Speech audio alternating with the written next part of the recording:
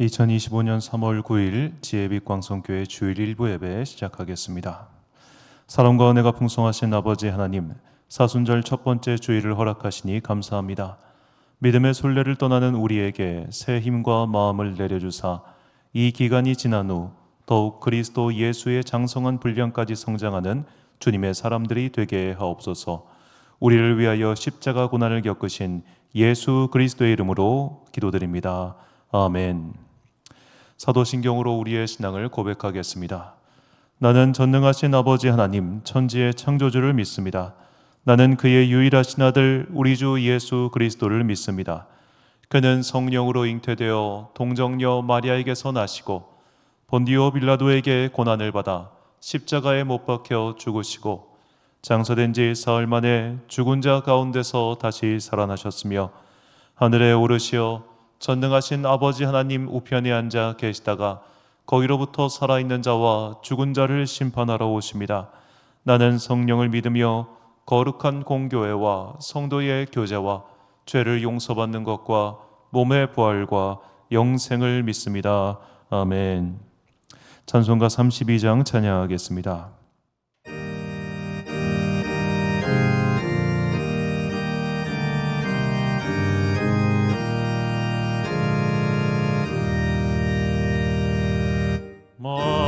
만유의 주제 존귀하신 예수 사람이 되신 하나님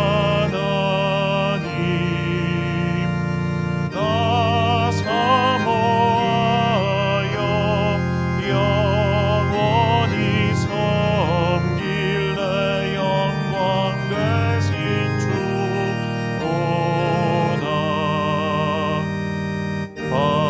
화려한 동산 보성한 저수모 아름답고 묘하나 손천한 예수 더 아름다워 봄 같은 기쁨 주시네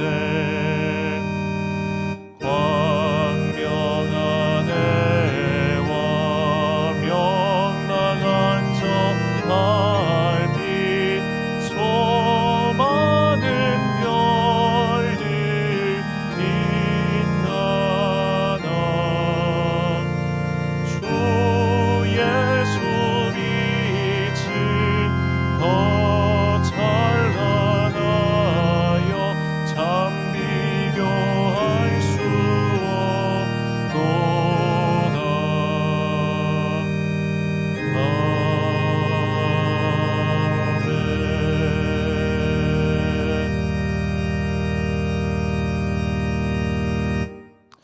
한 주간 동안 하나님과 나만 아는 죄를 고백하며 침묵으로 참회의 기도를 드리겠습니다.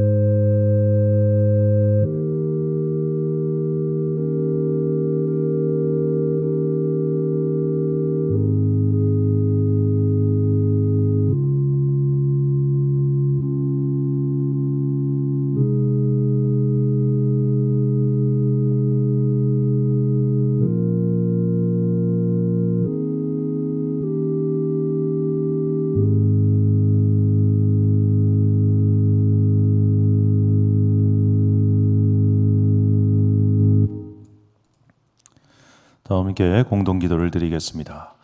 사랑과 은혜가 풍성하신 아버지 하나님, 우리를 죄에서 건져주사 하나님 앞에 나올 자격을 주시니 감사합니다.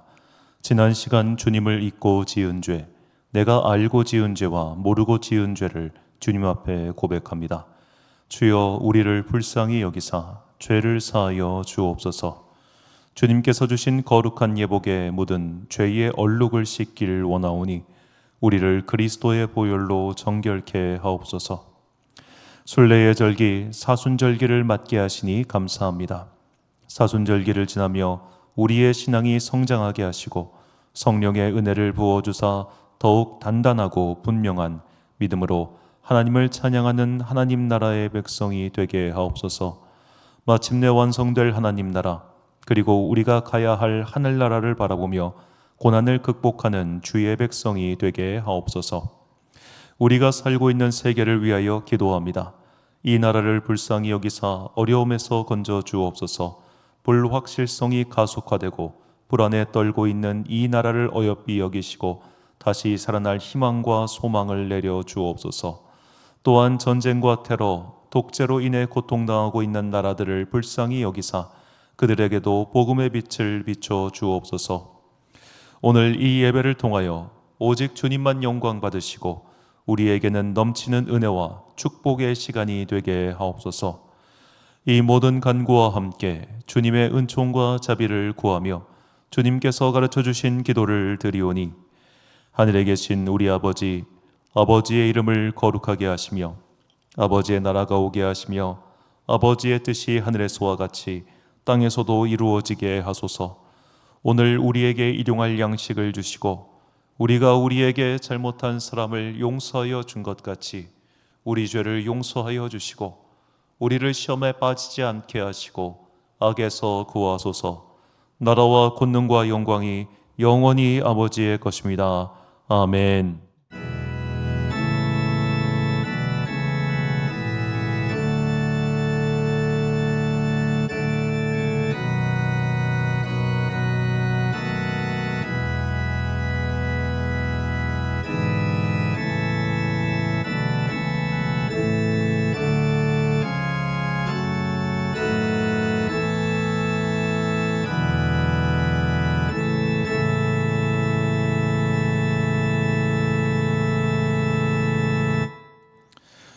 사제의 말씀 선포하겠습니다.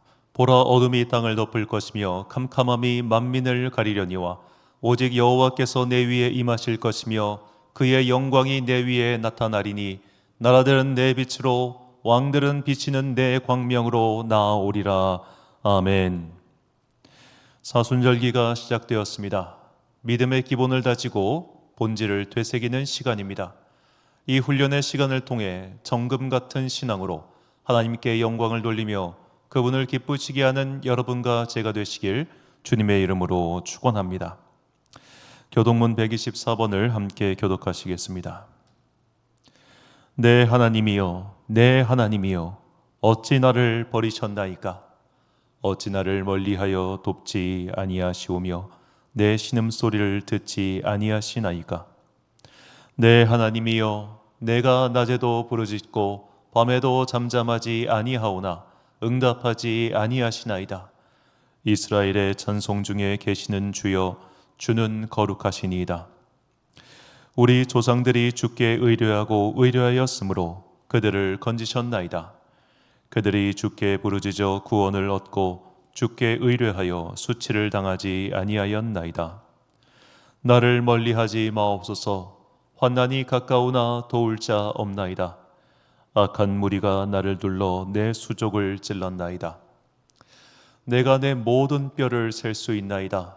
그들이 나를 주목하여 보고 내 겉옷을 나누며 속옷을 제비 뽑나이다. 여호와여, 멀리하지 마옵소서. 나의 힘이시여 속히 나를 도우소서. 나를 사자의 입에서 구하소서. 주께서 내게 응답하시고 들소의 뿔에서 구원하셨나이다. 내가 주의 이름을 형제에게 선포하고 회중 가운데서 주를 찬송하리이다. 여호와를 두려워하는 너희여, 그를 찬송할지어다. 야곱의 모든 자손이여, 그에게 영광을 돌릴지어다. 너희 이스라엘 모든 자손이여, 그를 경외할지어다. 아멘. 찬송가 336장 찬양하겠습니다.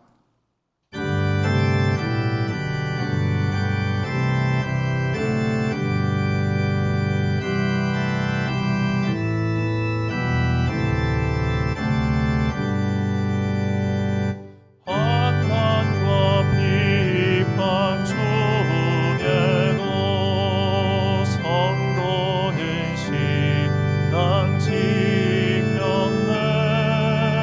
이 신앙 생각할 때에 기쁨이 충만하도다. 성도의 신앙 따라서 죽도록 충성하겠네. 옥중에 매인 성도나 양심은 자유 얻었네. 우리도 고난 받으며 죽어도 영광 되도다. 성도의 신앙 따라서 죽도록 충성하겠네.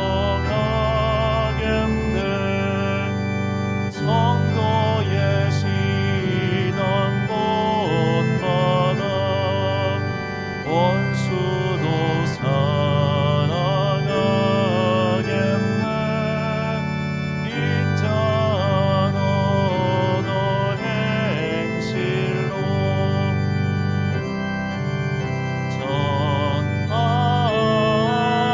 전하리라. 성도의 신앙 따라서 죽도록 충성하겠네. 아멘.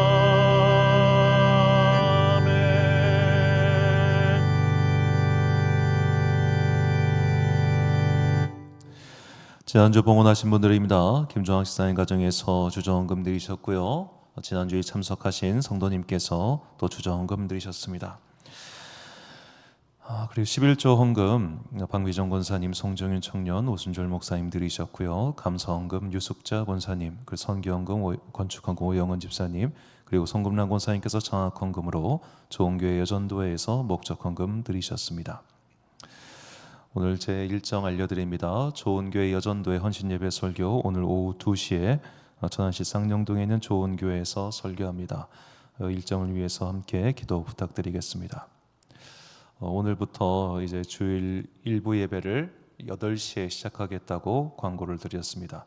정확히는 지난 주일 예배 때는 제가 8시 반에 하겠다고 말씀드렸는데 8시 반에 하게 될 경우 앞으로 있을 이 주일 차량 운행에 있어서 차질을 빚을 것 같아서 8시부터 하겠다고 수요일 날 광고를 다시 했습니다. 오늘 이제 예배 시간이 한 10분 정도 늦게 시작됐는데 너른 양해 부탁드리겠습니다. 생각해 보니까 벌써 우리 교회가 올해가 개척한 지 5년째가 됩니다. 여러 가지 전자장비들을 5년 동안 쉬지 않고 사용하다 보니 이제 점점점 이게 문제가 생겼는데 제 개인 데스크탑 컴퓨터가 5년째가 되니까 아무리 고쳐도 문제가 생기더라고요. 그래가지고 어젯밤에도 열심히 고쳤는데 오늘도 이게 좀 문제가 생겨서 새벽에 좀 고치느라 시간이 지체된 점 다시 한번 사과 말씀드립니다. 사순절 첫 번째 주간입니다. 그리고 여러 가지를 바꾸고 다시 한번 믿음의 도약을 하려고 하는 시기입니다. 이 시간을 우리가 잘 견뎌내서 나중에 돌아봤을 때 이 시간으로 말미암아 우리가 한 걸음 더 나디뎠다라고 고백할 수 있는 은혜의 시간, 회복의 시간, 그리고 성장의 시간이 되기를 간절히 소망합니다. 드린 예물 위하여 봉헌기도 드리겠습니다. 사랑과 은혜가 충만하신 아버지 하나님, 사순절 첫 번째 주간 주님 앞에 귀한 예물 바치게 하시니 감사합니다. 이 예물 속에 담겨 있는 당신의 자녀들의 그 애틋한 마음을 주여 응답하여 주옵소서. 특별히 아직 믿지 않는 자녀들을 위하여 애절한 마음으로 주님께 예물 바친 귀한 권사님의 헌금이 있습니다. 주님, 이 예물을 통하여 아직도 믿지 않고 주님 곁을 떠나 있는 그의 자녀들이 하나님께로 돌아올 수 있도록 성령 하나님 그들의 마음을 만져 주옵소서. 우리 교회를 이 땅에 세워주시니 감사합니다. 기도하는 자들을 보내주시고 함께 예배드리는 자들을 보내주시고 포기하지 않고 지치지 아니하도록 동역자들을 한둘씩 보내주시니 감사합니다. 이제 이번 주 화요일부터 시작할 스테코 신우회 회원들의 예배를 주님 기뻐 받아 주옵소서. 이 예배의 장소를 통하여 그들의 믿음이 새로워지게 하시고 이곳에서 기도를 드림으로써 이곳에 들어오는 자도 복을 받고 나가는 자도 은혜를 받는 주님의 귀한 은혜의 못 되게 하여 주옵소서.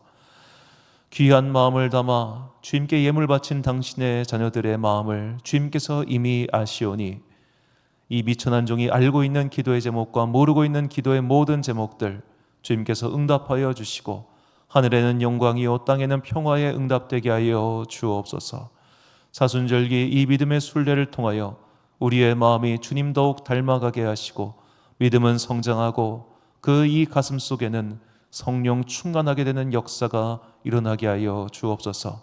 새학기 시작해서 열심히 학업을 하고 있는 당신의 자녀들에게 복권에 내려주시고 특별히 올해 고3 수험 생활을 시작하고 있는 당신의 자녀들이 있사오니 그들에게 지혜와 능력 더하여 주셔서 이 어려운 시기에 잘 극복하여 주님께서 그들에게 뜻하신 바를 성취하는 능력 충만한 시간 되게 하여 주옵소서. 이제 주님의 말씀을 듣습니다. 이 말씀이 험한 세상 살아가는 우리에게 진리의 등대가 되기를 소망하오며 이 모든 말씀 우리 구주 예수 그리스도의 이름으로 기도드립니다. 아멘.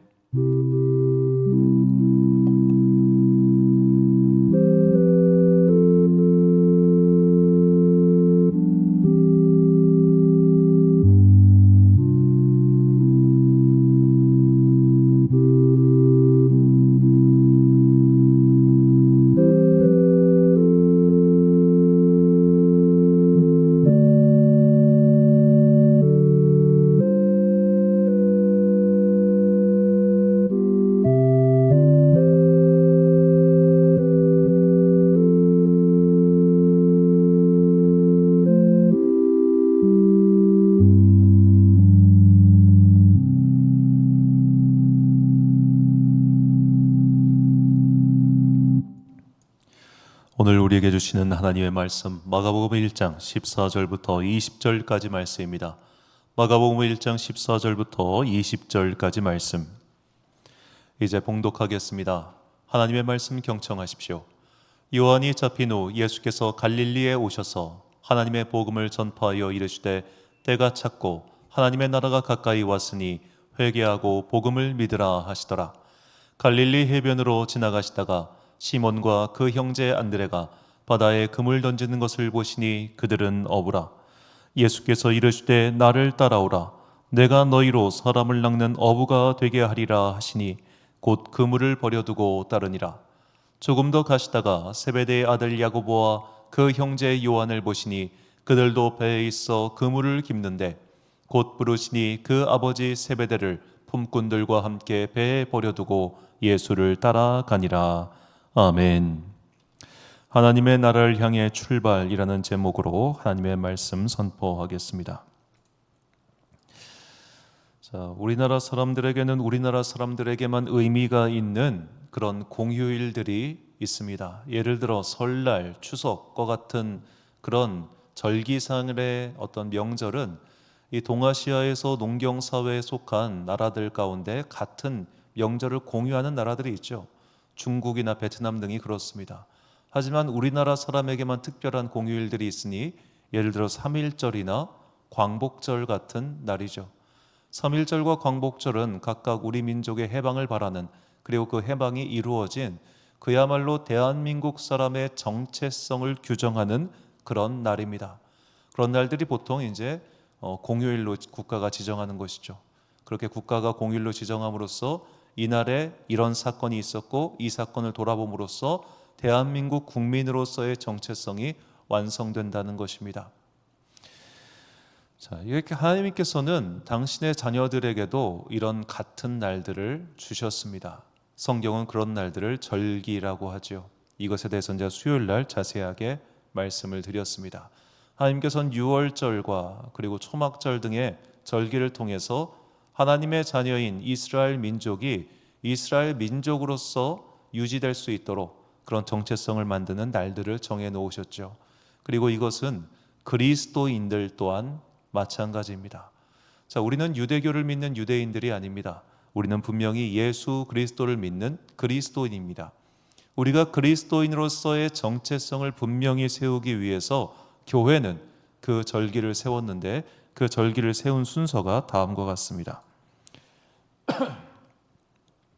일전에 제가 몇 번 말씀을 드린 적이 있는데 오늘 다시 한번 정리를 해드립니다. 자, 교회의 명절이라 부를 수 있는 이 절기는 부활절부터 정해졌습니다. 예수님의 부활이 우리의 믿음 생활의 출발이기 때문에 부활절이 먼저 정해졌고요. 그리고 성금요일이라 불리는 예수님의 십자가 죽음을 묵상하는 금요일이 성금요일로 지정됐고, 그리고 그 성금요일이 있는 그 주간을 고난주간이라고 부릅니다. 그리고 고난주간을 포함해서 40일의 기간, 주일을 제외한 40일의 기간 동안 예수님의 고난을 묵상하자고 해서 사순절기가 생겨났고, 그리고 그 이후에 주님께서 부활 승천하신 후 마침내 오신 성령님을 기념하는 성령 강림절이, 그리고 성탄절이 만들어졌습니다. 교회는 이렇게 각각 명절, 공휴일 혹은 절기를 정해서 우리가 그리스도인으로서의 바른 정체성을 형성하도록 도운 것이죠. 그러니까 교회의 절기는 성도의 교육을 목적으로 한다, 이렇게 생각하시면 되겠습니다. 자, 우리는 지금 사순절 첫 번째 주일을 맞이했습니다. 그렇다면 사순절은 어떤 절기인가? 자, 사순에서 이 사순이란 한자어로 사순이며 40을 뜻합니다. 영어로는 렌트라고 하는데 이 렌트는 이 켄트어에서 따온 말이에요. 그 랭스, 그러니까 길이를 뜻하는 말인데 이 특정한 기간 동안 우리가 예수님을 생각하고 그분의 고난에 동참한다는 뜻입니다. 사순절은 예수님의 고난을 묵상하고 부활을 기다리는 시간으로서 이 성도들의 신앙 교육에 있어서 매우 중요한 시간입니다. 왜냐하면 부활을 기다리는 것이야말로 우리의 믿음의 그야말로 출발이기 때문이죠. 부활이 없다면 사도 바울의 고백처럼 우리의 믿음은 아무런 의미가 없는 것이기 때문에 부활을 기다리는 사순절기야말로 그리스도인의 신앙생활에 있어서 굉장히 중요한 시간이다, 이렇게 말할 수 있겠습니다. 자, 사순절기는 다른 별명이 있는데 보통 순례의 절기로 부르기도 합니다. 자, 순례란 어떤 뜻이냐? 종교적으로 의미 있는 공간이나 장소를 향해 떠나는 여행을 순례라고 합니다. 그런데 왜 사순절기를 순례라고 말하는 것일까요? 사순절기가 결국 궁극적으로 부활을 향해 있기 때문입니다. 자, 우리는 어디에서 왔으며 어디로 가는 존재일까요? 우리는 분명히 부모의 배를 통해서 이 땅에 태어났습니다. 그러나 부모의 배를 통해서, 즉 부모를 통해서 만들어진 것은 우리의 육신일 뿐, 우리의 영혼은 부모가 만들어낸 것이 아닙니다. 우리의 영혼은 하나님께서 만드신 겁니다. 그러니까 이것에 대해서 명확하게 그렇다라고 딱 집어서 이야기할 수 없지만 비유로서 알기 쉽게 설명을 드리겠습니다. 그러니까 부모의 육신을 통해서 우리의 육신이 만들어졌습니다. 그러니까 우리의 육신은 부모의 특질을 가지고 있죠. 그런데 영혼은 그렇지 않다는 거예요. 영혼은 하나님께서 빚으셔서 만드셔가지고 우리의 육신 가운데 넣어주셨습니다. 그럼 우리의 육신은 하나님께서 만드신 게 아니냐? 그것도 아니라는 거죠. 모든 것은 다 주님께서 창조하신 물건입니다. 그러니까 우리는 다, 우리의 육신도 우리의 영혼도 다 주님께서 만드신 거예요. 그러나 이제 육체가 이 땅 가운데 오는 그 과정이 그 통로로서 부모의 육신이 사용되었기 때문에 우리는 육신의 부모에게도 충성하는 것이고 또 영혼의 참 부모이신 우리의 아버지 하나님께도 동일한 충성을 바치는 겁니다. 이것이 우리가 하나님을 아버지라고 부르는 이유이지요. 자, 우리의 영혼은 하나님으로부터 출발해서 이 땅에 내려왔습니다. 이것이 순례라는 겁니다. 이 땅으로 하나님께서 보내신 거예요. 자, 이 땅에서 보내신 우리의 영혼은 이 땅에서 각자의 사명을 다하고 살다가 다시 주님께로 돌아가는 겁니다. 이것을 깨닫고 묵상하는 시간이 사순절기입니다. 즉 사순절기는 예수 그리스도의 죽음을 묵상함과 동시에 나의 마지막을 묵상하는 시간입니다. 나의 마지막은 어떻게 될 것인가? 그리고 예수님의 마지막을 생각하는 겁니다. 육신의 마지막. 주님께서 부활하셨지요. 그러면 그 부활을 따라서 나도 부활하게 될 것이다. 이 믿음의 명제를 분명하게 새기는 시간이라는 겁니다. 내가 이 땅에 왔고 다시 하나님 곁으로 돌아간다고 하는 이 분명한 신앙의 선포를 내 안에 새기는 시간이 바로 사순절기라는 거죠. 자, 이 사순절기의 의미를 굉장히 잘 설명한 시가 있는데 천상병 시인의 귀천이라는 시입니다. 다들 알고 있는 시죠. 나 하늘로 돌아가리라. 새벽빛와 닿으면 쓰러지는 이슬 더불어 손에 손을 잡고 나 하늘로 돌아가리라. 노을빛 함께 단둘이서 기슭에서 놀다가 구름 손짓하면은 나 하늘로 돌아가리라. 아름다운 이 세상 소풍 끝나는 날 가서 아름다웠더라고 말하리라. 자, 이 천상병 시인인 이제 가톨릭 교인이기 때문에 성경에서 모티브를 따서 이 시를 지었다. 다들 그렇게 알고 있습니다. 자, 이 천상병 시인의 귀천, 하늘로 돌아간다는 이 시의 문구처럼 우리는 모두 다 주님 곁으로 돌아가게 됩니다. 창세기의 말씀처럼 너는 흙으로 왔으니 흙으로 돌아갈 것이다 라는 하나님의 말씀처럼 우리는 결국 출발지로 돌아가게 됩니다. 그것을 묵상하는 시간이 사순절기라는 거죠. 사순절기는 내 인생의 끝이 어떤 모습일지 그것을 생각하는 시간입니다. 우리는 모두 죽습니다. 우리는 육체의 소멸을 피할 수가 없습니다. 생로병사의 굴레에서 벗어날 수 있는 인생이란 없습니다. 그러나 그리스도인에게 죽음은, 육신의 소멸은 결코 끝이 아닙니다. 우리는 죽음과 더불어서 새로운 세계로 들어가는 문을 열게 됩니다. 그렇게 새로운 세계, 그곳을 바로 천국이라고 부르지요. 자, 죽음 이후의 세계를 우리는 천국, 그러니까 하늘나라라고 부르고 또 하나님 나라라고도 표현을 합니다. 자, 성경에는 이 두 가지 표현이 모두 등장하죠. 하늘나라 그리고 하나님 나라. 자, 이것은 표현만 다를 뿐이지 같은 나라입니다. 천국이 공간적 개념이라면 하나님 나라는 정치적 개념, 통치의 개념이라고 생각하시면 됩니다. 자, 하늘나라라고 해서 우리가 비행기 타고 하늘로 올라가면 그곳에 하나님께서 계시냐? 이게 아니죠. 하늘나라는 공간적 개념이 아닙니다. 우리가 볼 수 있는 가시적인 세계 바깥에 있는 비가시적인 세계, 소위 말해 영적인 세계가 바로 하나님의 나라죠. 하늘나라죠. 자, 그 하늘나라에 우리는 죽어서 가게 된다는 겁니다. 내가 죽고 나서 더 이상 우리의 영혼이 이 육신이라고 하는 물질 세계에 갇혀 있지 않고 떠나가게 될 때 가게 되는 비물질의 세계, 그곳이 하늘나라입니다. 그렇다면 하늘나라와 다른 개념인 하나님 나라는 무엇일까요? 하나님의 통치가 임한 곳, 하나님께서 통치하시는 곳, 그곳이 하나님 나라입니다. 그러니까 당연히 하늘나라는 하나님 나라죠. 천국은 하나님 나라인 이유가 천국은 하나님께서 다 다스리고 계시기 때문입니다. 그렇다면 여기서 이제 의문이 생기죠. 지금 우리가 살고 있는 이곳은 하나님 나라입니까? 아닙니까? 자, 이것은 비유하자면 한번 삼국지를 비유로 해서 드려보려고 합니다. 삼국지 내용 아시는 분도 있고 모르시는 분도 계시겠습니다만, 자, 삼국지는 나라가 세 개로 갈라져 싸웠던 이 중국 후한 말을 가리키는 때죠. 그런데 이 세 개의 세력을 나눠서 싸우고 있을 그때도 한 나라의 마지막 황제는 살아 있었습니다. 그러니까 공식적으로는 이때는 아직도 한 나라 마지막 황제 때예요. 그런데 나는 위나라네, 나는 오나라네, 나는 총나라네 해가지고 서로 왕이 돼서 치고받고 싸우고 있었다는 겁니다. 황제는 있지만 황제의 통치가 미치지 않는 상태였어요. 지금 이 시대가, 이 세상이 바로 그렇다는 겁니다. 하나님께서 지금도 이 세계를 다스리고 계십니다. 그런데 지방의 제후 인내, 군벌 인내하는 그런 사람들이 하나님의 통치를 거스르고 있다는 거예요. 하나님의 통치를 거부하고 있다는 거예요. 이런 자들을 우리는 흔히 불신자들 혹은 하나님을 믿지만 하나님께 불순종하는 자들이라고 부르는 겁니다. 하나님의 통치가 이 땅 가운데 분명히 있지만 하나님께서 이 땅을 다스리고 계시다고 통치를 선포하셨지만 그 통치를 듣지 않는 자들, 쉽게 말해 범법자들이죠. 불법을 행하는 자들이죠.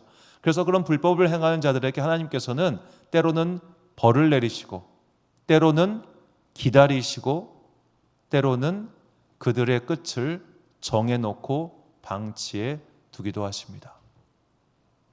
자, 하나님의 판결을 우리는 볼 때도 있고 보지 못할 때도 분명히 있습니다. 그러나 확실한 것은 하나님의 나라는 지금 이 땅에서도 임하고 있다는 사실이죠. 우리가 그것을 그것을 보지 못하고 인정하지 못할 뿐입니다. 그리고 인정하지 못하는 자들은 여전히 불법을 행하고 있는 것이죠. 자, 그래서 이 통치의 관념으로 하나님 나라와 하늘나라를 설명하면 다음과 같습니다. 자, 하늘나라, 우리가 죽으면 가게 될 나라는 하나님의 통치가 완전한 나라입니다. 그래서 요한계시록의 비유처럼 그곳에 가면 더 이상 눈물도 없고 슬픔도 없고 이별도 없고 고통도 없는 것이죠. 그래서 모든 믿는 자들이 복되다고 하는 것은 믿는 자들은 저 하늘나라 천국으로 가서 하나님의 위로와 평강 가운데 살기 때문입니다. 그러나 하나님 나라는 하나님의 통치가 아직 완전하지 않은 상태를 가리킵니다. 적어도 성경에 나오는 이 하나님 나라에서 예수님께 선포하실 때는 그 두 가지 의미가 다 있어요. 천국의 의미도 있지만 하나님의 통치가 아직은 완전하지 않은 나라. 완전하지 않다고 하는 것은 불법을 저지른 자들이 있다는 뜻입니다. 하나님께서 완전하지 않다는 게 아니라 우리가 살고 있는 현실 세계에서는 불법을 저지르면서 하나님의 법망을 요리조리 피해 다니는 그런 사람들이 있다는 것이죠. 자, 우리가 이 개념을 이해하고 나야 우리가 사순절기를 보내며 예수 그리스도의 복음이 무엇인지 또 오늘 선포하신 말씀의 뜻이 무엇인지를 깨달을 수 있습니다. 그래서 좀 설명을 길게 했습니다. 자, 본문 15절을 보니까요. 이르시되 때가 찼고 하나님의 나라가 가까이 왔으니 회개하고 복음을 믿으라 하시더라. 자, 이 하나님의 나라가 가까이 왔다. 이것이 방금 설명드린 하나님께서 통치하고 계시지만 불법을 행하는 자들이 많다. 그런 뜻입니다.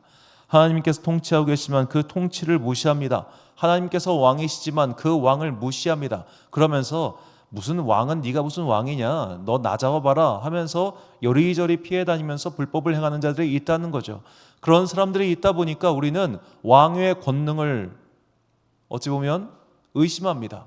마치 다시 삼국지 얘기로 돌아와서 이 삼국시대 후한 말기에 황제가 있지만 황제의 권위가 유명무실했던 것처럼 하나님께서 이 나라를, 이 땅을 다스리고 계심에도 불구하고 사람들이 그것을 믿지 않는 이유는 하나님의 통치가 즉각적으로 드러나지 않기 때문이죠.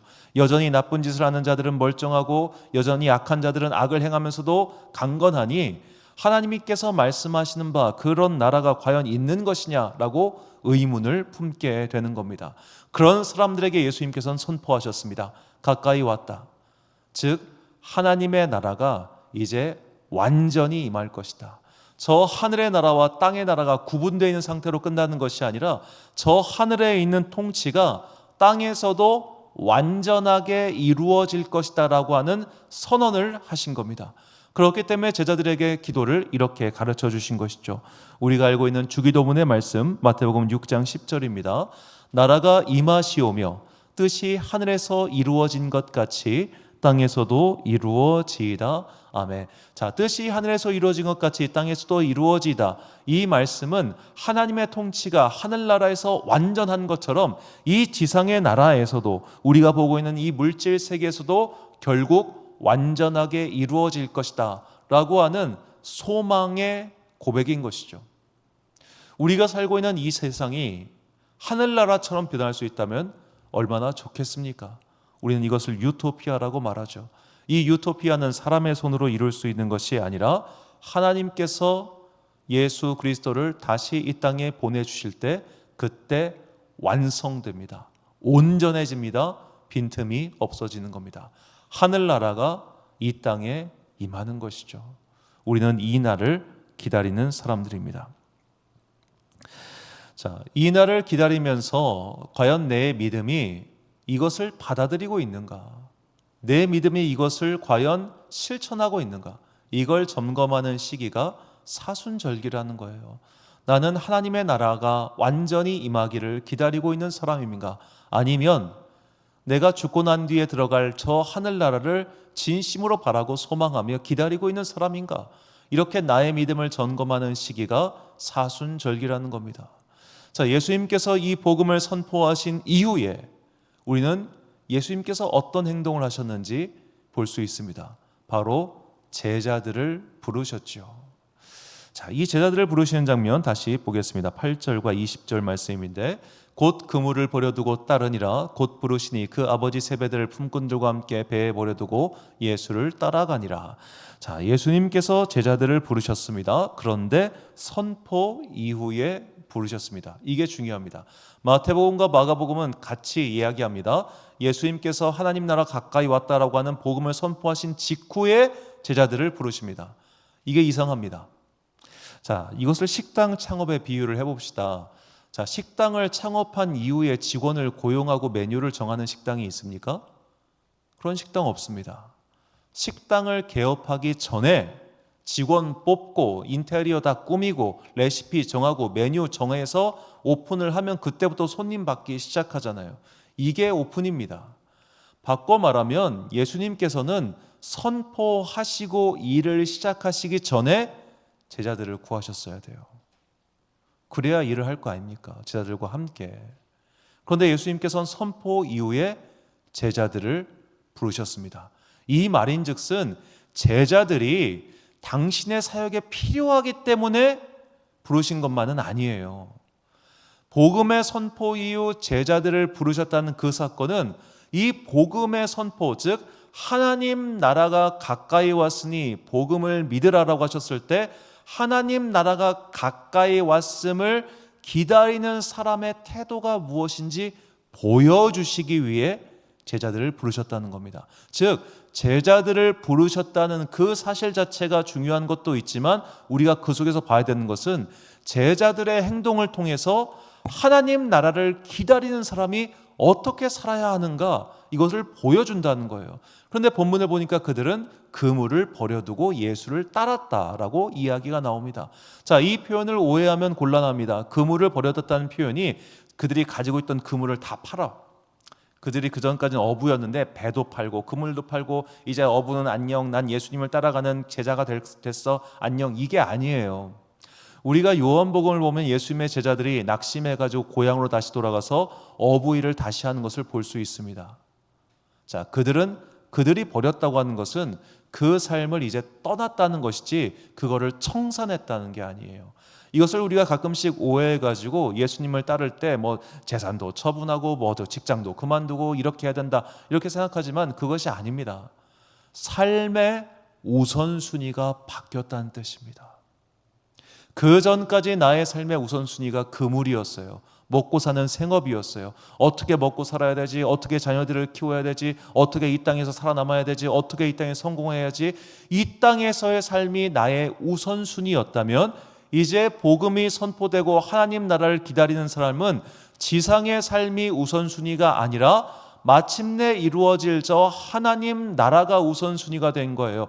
저 하늘나라가 이 땅에 완전히 임하는 것을 기다리는 것이 우선순위로 바뀐 사람입니다. 즉 하나님 나라의 복음은 나의 삶의 우선순위를 바꿔놓습니다. 그렇기 때문에 우리가 사순절기 동안 첫 번째 점검해야 되는 것, 그것은 바로 내 삶의 우선순위가 무엇이냐는 겁니다. 그래서 사순절기를 우리는 절제의 절기라고 부르는 거예요. 사순절기는 내 마음속에 예수 그리스도를 믿는 마음보다 하나님 나라보다 우선순위 되는 것들을 정리하는 시간입니다. 휴지통 정리하고 캐시파일 정리하듯이 쭉쭉쭉 정리해가지고 내 삶의 우선순위를 위로 올려놓는 시간이에요. 내가 먹는 것을 정말로 좋아하는 사람이라면 먹는 것의 우선순위를 절제하는 시간입니다. 그래서 사순절기가 절제와 금식의 시간인 겁니다. 사순절기가 내가 정말로 게임과 오락 같은 걸 너무너무 좋아하는 사람이라면 그 시간을 줄이는 겁니다. 절제 시간이기 때문입니다. 내가 하루 종일 하루에 2시간 이상씩 스마트폰 붙잡고 있는 사람이라면 그 시간을 절제하는 겁니다. 그리고 그 절제한 분량만큼을 내가 더 믿음의 본질, 즉 하나님께 우선순위를 두는 시간이 바로 사순절기예요. 내 삶의 우선순위가 무엇인지 그걸 돌이켜보고 그 순위를 다시 정립하는 이 사순절기. 그렇다면 우리는 먼저 어떤 순서를 정립해야 되겠습니까? 바로 예배부터 정립해야 합니다. 자, 우리는 이제 우리 모든 기독교인들은 이제 이런 달력이 익숙하죠. 주일부터 시작하는 달력이 익숙합니다. 저는 이제 해마다 일정표 짜는 것 때문에 다이어리 책을 사고 있는데요. 요즘에 보면 다이어리 책들 중에 월요일부터 달력이 시작하는 게 많습니다. 오히려 제가 원하는 디자인의 같은 경우는 월요일 시작하는 게 훨씬 많아요. 자, 이렇게 월요일 날 시작하는 것과 주일, 곧 일요일 날 시작하는 것이 어떤 차이가 있을까? 별 차이 없는 것 같이 보이지만 굉장히 큰 차이가 있습니다. 자, 주일을 시작으로 삼는 사람과 일요일을 마지막으로 삼는 사람이 어떤 차이가 있겠어요? 일요일을 마지막으로 삼는 사람은 월요일부터 토요일까지 있었던 피로를 푸는 시간이에요. 그런데 주일을 시작으로 삼는 사람은 주일날 하나님께 예배드려서 공급받은 그 거룩한 힘으로 말미암아 내일부터 시작될 세상에서의 삶을 거룩하게 살겠다는 다짐하는 시간인 겁니다. 우선순위가 다르잖아요. 일요일날 쉬는 사람과 주일날 예배드림으로써 새롭게 시작하는 사람의 삶의 궤가 어떻게 같겠습니까? 그러므로 우리가 먼저 이 사술정기 동안 회복해야 될 삶의 우선순위는 예배의 우선순위입니다. 나는 과연 예배를 삶의 우선순위 중에 어떻게 두고 있습니까? 예배를 드리고 나서 일을 시작하는 사람입니까? 아니면 일을 하다가 시간 되니까 예배 드리는 사람입니까? 내가 나의 삶 속에 예배를 첫 번째로 두는 것, 이것이 성도의 삶에서 가장 기본이며 가장 중요하다는 것을 잊어서는 안 됩니다. 우리의 신앙 고백서 중 하나인 웨스트민스터 신앙 고백은 예배와 안식일에 대해서 이렇게 설명합니다. 자, 이날 주일을 신자는 마음으로 잘 준비하고 미리 모든 일을 정돈해서 주님께 거룩하게 지켜야 한다. 이날에는 하루 종일 모든 일이나 말이나 생각에서 떠나서 거룩하게 쉬며 이 세상의 고용주나 오락에서도 떠나 쉬어야 할 뿐 아니라 모든 시간을 공적으로나 사적으로 하나님을 예배하는 데 쓰며 필요한 의무에나 자비를 베푸는 일에 바칠 것이다. 자, 모든 시간을 공적으로나 사적으로나 하나님을 예배하는 데 쓰는 시간, 그 날이 바로 주일입니다. 나는 주일을 일요일로 보내고 있습니까? 아니면 안식일로 보내고 있습니까? 나는 주일을 그저 시간적 여유가 돼서 마음의 여유가 생겨서 예배드리는 시간 정도로 생각하고 있습니까? 아니면 이날 성령 하나님의 은혜로 공급받고 충만해져서 세상과 싸우기 위한 믿음의 영적 투쟁을 다짐하는 결단의 시간으로 삼고 있습니까? 내 삶의 우선순위가 어디에 있는지 분명하게 확인되고 드러나는 순간이 바로 주일 예배의 시간입니다. 주일 예배를 내가 어떻게 여기고 어떻게 드리고 있는가, 우리가 이것부터 바로 점검해야 이 사순절기 믿음의 우선순위를 바로 세울 수 있습니다. 예배는 내가 기분 내키면 드리고 기분 안 내키면 접어도 되는 그런 시간이 결코 아닙니다. 만약 내가 예배를 그렇게 드리고 있다면 내 안에 하나님을 그렇게 모시고 있는 겁니다. 하나님을 내 삶이 여유롭고 좋으면 잘 모실 수 있는 분, 그저 복 주신 어떤 존재로 여기는 나보다 사실 낮은 존재로 여기고 있다는 거예요. 그러나 예배를 내가 기분 나쁘던, 내가 피곤하던, 내가 상황이 안 되던 일단 나는 무조건 예배를 드려야 되는 사람이다 라고 그렇게 정하고 그것을 지키고 있다면 나는 나의 삶의 우선순위를 분명히 하나님께 둔 사람이다, 이렇게 말할 수 있습니다. 여러분, 은혜 충만할 때도 있고요, 은혜 바닥날 때도 있습니다. 기분이 좋을 때도 있고 기분이 나쁠 때도 있습니다. 어떻게 1년 365일 성령 충만할 것이며 1년 365일 기분 좋은 사람이 누가 있겠습니까? 그런 인생은 없습니다. 매일매일 해피하고 행복한 그런 사람은 없습니다. 주일날 아침까지도 오늘 교회 가 마라 교회 가 마라 그런 생각 때문에 발목이 붙잡힐 때도 분명히 있을 겁니다. 그러나 그 순간 내 삶의 가장 우선순위는 예배에 있지. 내 삶의 가장 우선순위는 바로 예배드림에 있지. 이것을 깨닫고 그것을 지키는 그 사람은 하나님께서 말씀하시는 영과 진리로 예배를 드리는 사람입니다. 그 예배가 주님을 기쁘시게 합니다. 주님을 기쁘시게 하는 그 예배는 우리의 영혼을 바르게 교정시키고 바르게 교정시킨 그 영혼의 힘으로 말미암아 우리는 세상과 싸울 영적인 힘을 얻게 되는 것입니다. 이 예배를 결단하고 예배를 실천하기 위한 주님의 말씀입니다. 요한복음 4장 23절과 24절 말씀 한 목소리로 봉독하겠습니다. 하나님께 참되게 예배하는 자들은 영과 진리로 예배할 때가 오나니 곧 이때라. 아버지께서는 자기에게 이렇게 예배하는 자들을 찾으시느니라. 하나님은 영이시니 예배하는 자가 영과 진리로 예배할지니라. 아멘. 사랑하는 지혜빛 광성교회 성도 여러분, 그리고 이 예배를 함께 드리고 계신 귀한 주님의 자녀 여러분, 믿음의 절기 사순절기가 시작되었습니다. 이 사순절 믿음의 순례를 떠나며 먼저 나의 삶의 우선순위를 바로 세우시길 바랍니다. 내 삶의 우선순위 첫 번째에 예배를 두십시오. 여기서부터 출발하는 겁니다. 때로는 예배드리기 싫은 날도 있을 겁니다. 때로는 예배드리기 답답한 날도 있을 겁니다. 속된 말로 기분 내키지 않는 날도 분명히 있을 겁니다. 그러나 그때일수록 더욱더 예배를 붙잡을 때 자연스럽게 우리의 삶의 우선순위에 예배가 놓일 것이고 그 우선순위가 우리의 삶을 이 땅 가운데 살아가는 하나님의 나라의 백성으로 변화시킬 것입니다. 믿음의 순례절기 사순절기를 지나며 나의 삶의 우선순위에 예배를 두고 그것을 반드시 지켜가는 여러분과 제가 되시기를 주님의 이름으로 축원합니다. 기도하겠습니다. 사랑과 내가 풍성하신 아버지 하나님, 믿음의 절기, 순례의 절기, 사순절기를 지나며 먼저 우리의 삶의 예배의 우선순위를 세우게 해주시니 감사합니다. 내 삶의 가장 높은 곳에 예배를 두겠습니다. 내 삶의 분명한 순서로 예배를 두겠습니다.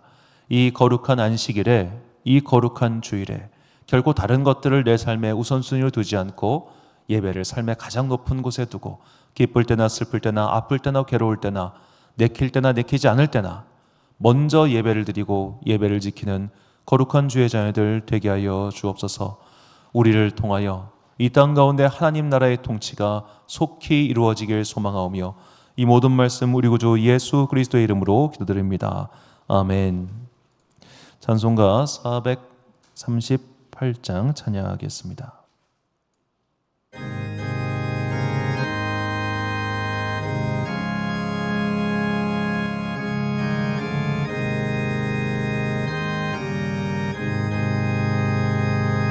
내 영혼이 은총 입어 중한 죄짐 벗고 보니 슬픔 많은 이 세상도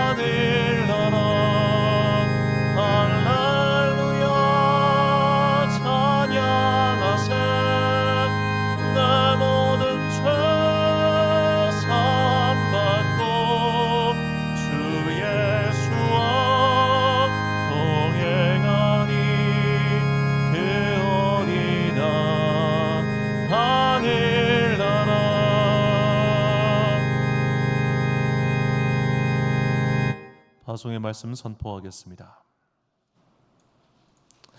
사순절기는 순례의 시간이며 믿음의 훈련이며 근본을 되새기는 시간입니다.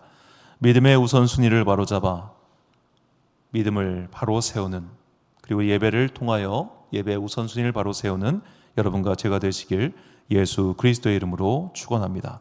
축도로 예배를 마치겠습니다. 지금은 우리 주 예수 그리스도의 은혜와 하나님 아버지의 놀라우신 사랑과 성령님의 교통하심이 이제 먼저 예배를 나의 삶의 가장 높은 곳에 두고 예배를 지킴으로 말미암아 하나님 나라의 그 거룩한 통치가 이 땅 가운데 임하기를 바라는 바른 성도로서 이 순례를 잘 살아가리라 다짐하는 주님의 귀한 자들 머리머리 위에 지금부터 영원까지 함께 하시기를 간절히 축원하옵나이다. 아멘.